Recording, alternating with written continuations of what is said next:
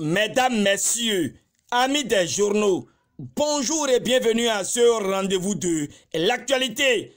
Quelques jours seulement après son séjour à Berlin, dans le cadre de la conférence G20 Afrique sur les investissements, l'opinion aujourd'hui rapporte que le chef de l'État s'est envolé pour la Norvège depuis le mercredi 7 novembre 2018 pour une visite de travail.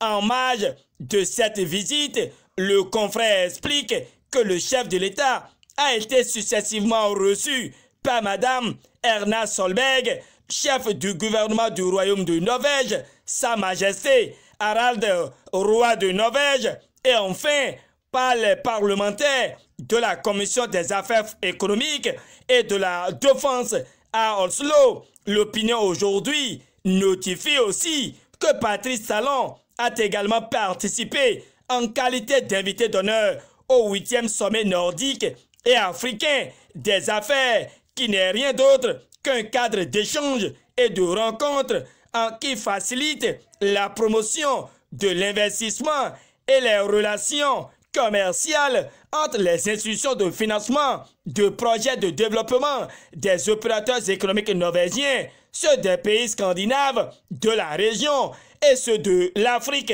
L'auteur de l'article apprécie cette dynamique de Patrice Talon dans de nouvelles orientations de coopération entre les deux pays pour mobiliser des investissements norvégiens. Cette première participation pour un chef d'État issu d'un pays francophone à ce sommet est à l'honneur de notre pays selon le Canard. Pour finir, l'opinion aujourd'hui a constaté que Patrice Talon était accompagné d'une délégation béninoise pour participer à ce 8e sommet de la NABA, qui est une belle opportunité pour la destination Bénin et la valorisation du potentiel économique et touristique de notre pays. C'est pourquoi Patrice Talon a choisi de faire le voyage avec le président de la CCIB, Jean-Baptiste Chachivi, le DG de la pièce, et José Pliard, directeur de l'Agence nationale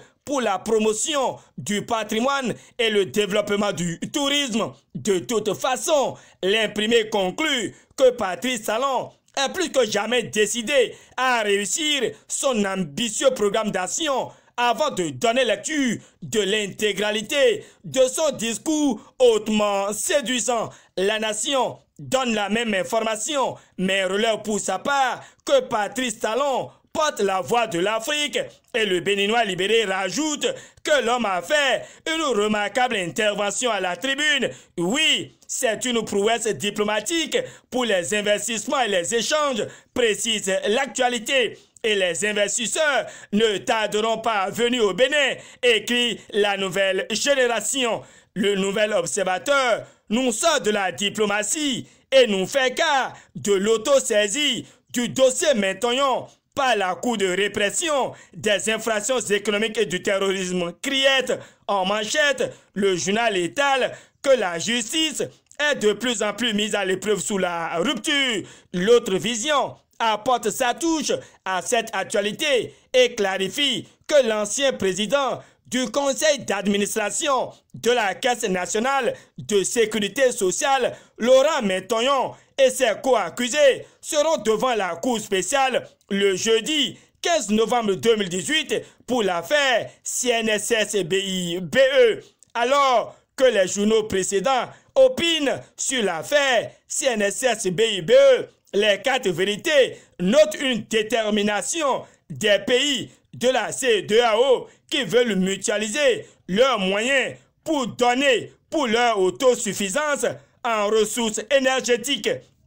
C'est avec la photo du ministre de l'Énergie, Donald Jean-Claude Roussou, et celle du DG de la Société béninoise d'énergie électrique, Laurent Torsou, que les 4 vérités donnent de la clarité à cette information, reprise par l'autre quotidien qui relève de son côté que Donald Jean-Claude Roussou lance les travaux de la réunion des PTF au sujet du système d'échange d'énergie ouest africain.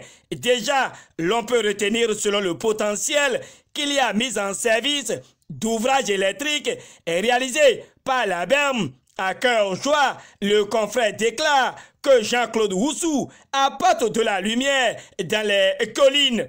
L'opinion aujourd'hui revient dans ce dernier numéro de la semaine et aborde le secteur de l'enseignement maternel, primaire et secondaire au Bénin. Informé, l'auteur de l'article publie que des établissements privés sont sous la menace d'une fermeture imminente en attendant la décision des ministres concernés. Bénin Intelligent a vu que l'assainissement des établissements privés d'enseignement supérieur est enfin une réalité au Bénin et les écoles au brouillon disent déjà au revoir aux étudiants. Elles sont au nombre de 50 à fermer leurs portes, renchérit l'autre vision. Pour finir avec les informations concernant les établissements privés d'enseignement supérieur agréés pour ouvrir leurs portes au titre de l'année académique 2018-2019, Gutenberg Sou Communication voit déjà les portes de l'Université africaine de technologie et de management UATM Gaza Formation grande ouverte pour accueillir les parents et les étudiants en toute crédibilité. Déjà que Dodi Amouzou a opté pour la prime à la transparence des universités privées d'enseignement supérieur selon la priorité. C'est avec une exclamation au sujet de la crise de succession à la mairie de Cotonou que Nord-Sud Quotidien nous vient dans ce point de presse et demande si la mouvance présidentielle se plante.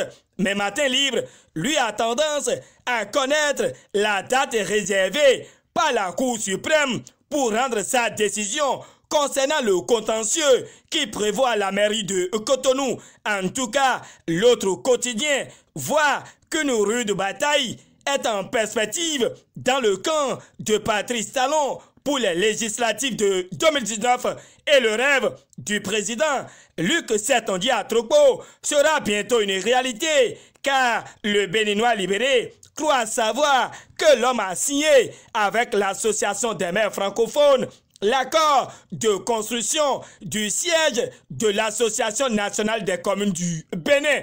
Fin de cette revue de presse, réalisation et présentation. Gutenberg Sou, agréable journée et très bon début de week-end à tous et à chacun. À dimanche pour l'actualité phare de la semaine.